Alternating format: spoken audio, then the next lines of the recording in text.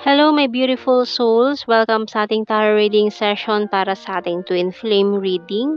So, keep in mind, general reading po ito. Maring mag-resonate, maring hindi. Kunin nyo na lang po kung para sa inyo and leave the rest. Maaaring mag-shift ang energies or magkabaliktad ang sitwasyon. Kaya kayo na pong bahala kung saan kayo nakalugar sa reading natin. So, ayan, maring both kayo is naghahanap ng clarification sa mga tarot readings. So, parehas kayong in the process of healing with your twin flame. So, maaaring nagkaroon na sila ng separation ng kanyang karmic kung this person is dealing with a karmic partner and may balita kang marireceive tungkol sa taong ito.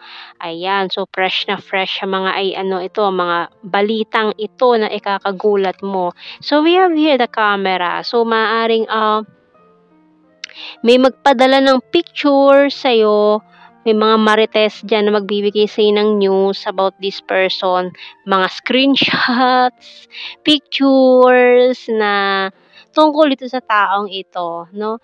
So, bottom card is diamond. Uy. So, tingnan natin, ano masasabi ng archangels sa reading natin. Oops. So we have here clear audience by Archangel Zadkiel. Notice the loving guidance you hear inside your mind or from other people. So yun na nga, itong mga taong ito sa paligid mo ay may mga balita or may mga sasabihin sila sa iyo na maaaring it's a guide or magandang balita ito para sa iyo. Ayan. So, sa una, parang hindi ka pa makapaniwala na ganun. Parang masyadong hindi mo ina-expect yung mga sasabihin ng mga tao. Pero eventually malalaman mo totoo pala. Ayan. So, tingnan natin sa ating tarot cards.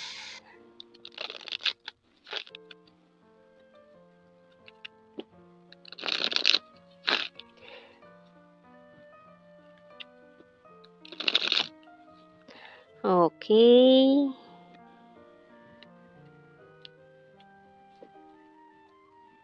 We have here the Ace of Pentacles and the Three of Pentacles. So, ang lakas ng Earth sign natin dito, Taurus, Virgo, and Capricorn. Okay, so it's a new beginning. Maaari may mga pinagkakaabalahan ka ngayon sa iyong finances and maaaring business as well. So, para may pinaplano kang bagong business venture.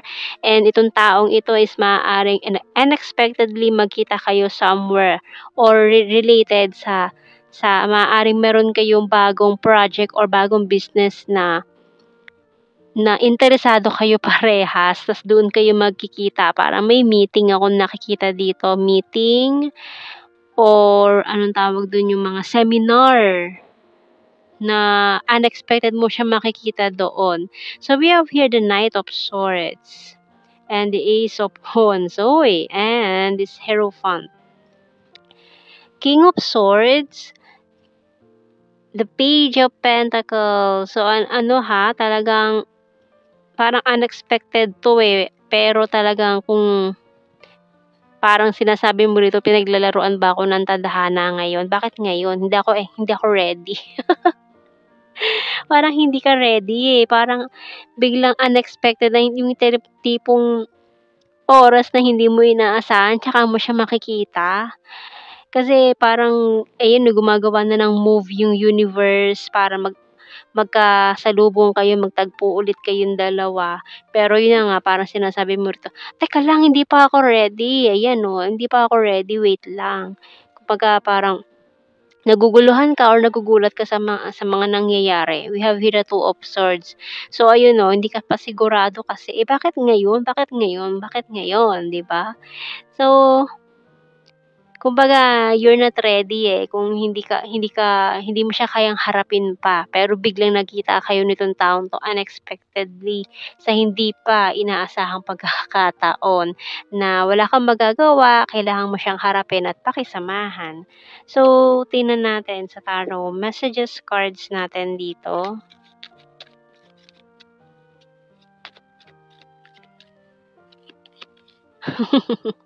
I hate my pride and ego. Can you forgive me? So, asking for your forgiveness and the struggle is real.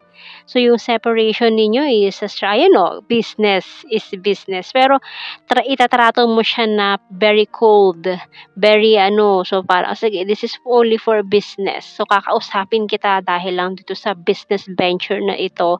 Pero, hindi ibig sabihin nun, napatawad na kita. Wow, di ba? Ang taray. So we have here, ayun, can't sleep thinking of you all night long. I want you back. Ayun. Pero may mga palipad hangin na siya or ipaparamdam niya, sabihin niya na sa iyo yung mga ano na, ayun, na-excite siya eh. Parang nakita ka niya, na-excite siya eh. Tapos, after nun, hindi ka niya makakalimutan. Ayun, no, hindi na siya makakatulog, kaiisip sa'yo and gusto niya talaga kasing bumalik eh, yung dati nyo, willing to take the risk. So, yung bottom card, you're my wish come true. Kasi nga, mahirap talagang iwasan tong twin flame energy na ito. Kung talagang twin flames kayo, mahirap talaga yung iwasan. Hindi mo yan basta-basta maiiwasan kahit anong tago mo. Kahit pa magtago ka sa ilalim ng ng kuweba or ng lupa, 'di ba? So, kahit pa sabihin mo lamunin ka ng lupa diyan. So, hindi mo basta-basta maiiwasan 'to, 'di ba? Yung mga yung mga gano'ng sitwasyon na kapag nalagay ka sa isang very awkward situation, may mga lagi na reaction ng mga tao is, "Oh, lupa, kainin mo ako." Dahil parang hindi mo kayang harapin yung sitwasyon na yung very awkward situation. Kaya 'di ba may mga gano'ng salita na nasasabi. So we have here, "I want to tell you how I feel." So may mga gusto siyang sabihin na parang inipon niya ito, "I'm so attracted to you. We will be together again." Yun talaga ang mga ng twin flame eh. "Can't stop thinking about you. We need to let each other go." Ito yung mga dati eh. Kailangan nyo pa talagang bitawan ng isa't isa para matutunan yung mga lessons in life. "I know I mess up everything." So yun na niya eh. Parang, nasabotahe ko tong sitwasyon namin. So, kailangan kong bumawi, kailangan kong gumawa ng way para maayos 'to. "So you were the best thing in my life." Mga realization niya. "I feel you leaving me behind. I wish I could take back my words. And we both know I'm not the one for you." So yun yung mga inisip niya dati na sinisip niya na siguro hindi kami para sa isa't isa kaya kailangan maghiwalay. Pero hindi naman kasi lahat na naghihiwalay ay not meant to be. Exemption diyan ang twin flame, no? Yun talaga kasi ang twin flame kasi kailangan nyo pa talaga na magkahiwalay muna and then sa huli nyo marirealize na kayo pala talaga. So, exemption talaga ang twin flame sa mga ganong scenario. Kasi may mga ibang tao na kapag ex na, ayaw na nilang balikan. Pero hindi naman kasi lahat ng twin flame ay nag-ano sa ex or naging karelasyon, no? Kasi may mga twin flame connection na hindi naman naging sila in the past, pero yung connection nila is very intense na so sobrang intense ay hindi nila kayang i-handle or hindi nila kayang makipagrelasyon sa isa't isa pero yung emotions nila is nag-o-overflow. Hindi nila kasi maintindihan eh. Hindi nila maunawaan bakit gano'n or hindi nila kayang i-handle yung sitwasyon kasi parang hindi pa sila awaken at that time. So, I replay our conversations over and over. Yun yung bottom card natin, no? Kaya hindi lahat ng twin flame ay naging ex yung kanilang twin flame. Hindi lahat, no? May mga twin flames na nagkaroon ng separation kahit hindi naman talaga naging sila noon in the first place, no? Hindi naman naging karelasyon, hindi nagkaroon ng romantic relationship.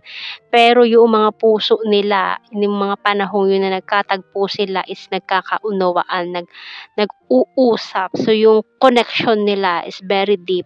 And then hindi nila kayang i-handle yon kaya nag-separate ways sila. So, kumbaga, sa sobrang bigat ng emotions, hindi nila kayang hawakan. So, hindi nila kayang kontrolin yung emotions na yon. So, bumitaw sila kasi yun yung iniisip nila na makakapagpagaan sa sitwasyon kapag bumitaw siya doon sa connection na yun.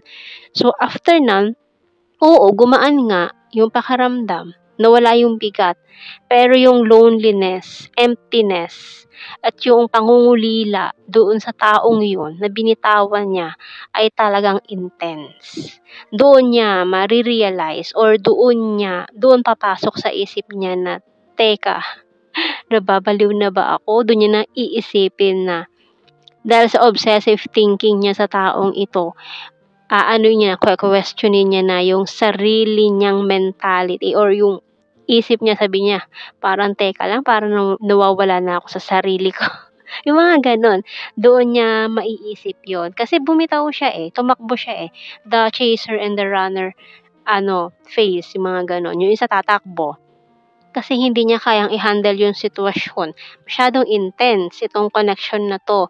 Hindi siya basta-basta lang ah, parang simpleng relationship lang, hindi malalim 'to itong twin flame na connection na 'to is very intense, na parang hot potato na ibinigay sa'yo tapos sa sobrang intense, sobrang init, hindi mo siya kayang i-handle, ang gagawin mo, bibitawan mo siya, 'di ba?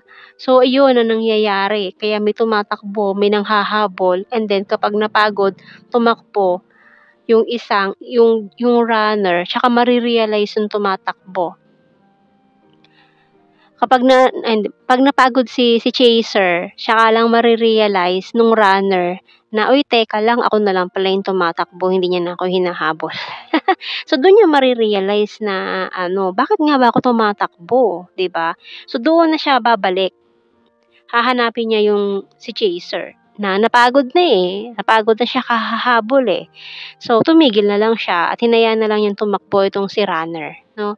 Ta's dun lang mare-realize ni runner na, "Uy, teka, mali pala ako ng ano ba 'tong ginagawa ko?" Ta's dun na niya mare-realize yung mga kailangan niyang ma-realize. Okay, so tingnan natin sa initials natin dito. We have here VU, H, O, I, S, E, ICU, and letter C. Okay. Ayan ang ating mga initials. So, tingnan natin. We have here, may nag-karmic relationship. Ayun, kaya nagkaroon ng separation dahil kay karmic. And, okay, obsession. So, ayun ngayon kasi, itong taon to, nagkakaroon siya ng obsessive thinking about you. Doon na nga niya kine-question yung sarili niyang insanity. Alam ko, parang sinasabi niya dito, nababaliw na yata ako. Ano ba ito? Parang hindi niya na maintindihan din yung sarili niya sa sitwasyon or sa feelings nito, sa nararamdaman niya for you. Ayun, so tingnan natin sa general signs and the messages. We have here Capricorn, flower farm, confusing. Ito siya nandito siya sa state na ito confused. Confused talaga siya. We have here February kasi kahit siya hindi niya alam yung pinaggagawa niya, bakit niya ginawa yun, bakit ganun, yung mga desisyon niya sa buhay, hindi niya rin alam. Hindi niya rin, kapag tinatanong siya ng mga tao, bakit kasi yun ang ginawa mo? Bakit yun ang pinili mo? Bakit iyan ang ginawa mong desisyon? Kahit siya sa sarili niya, hindi niya alam kung bakit. We have here kind-hearted, Libra, and nature lover. So, we have here ex-lover, Luzon Beach. So, nagkaroon pala ng long distance. Shy at first, and fire sign, Aries, Leo, Sagittarius, smart, number 1. Ayan ayun, crazy for you. Ito yung inaano niya pakiramdam niya talaga parang nababaliw na daw siya hindi niya na alam kung matino pa ba siya o hindi na. So, we have here soon, ayan, soon. North PH, kasi nga, twin flame, ayan, May. Aries and friendly.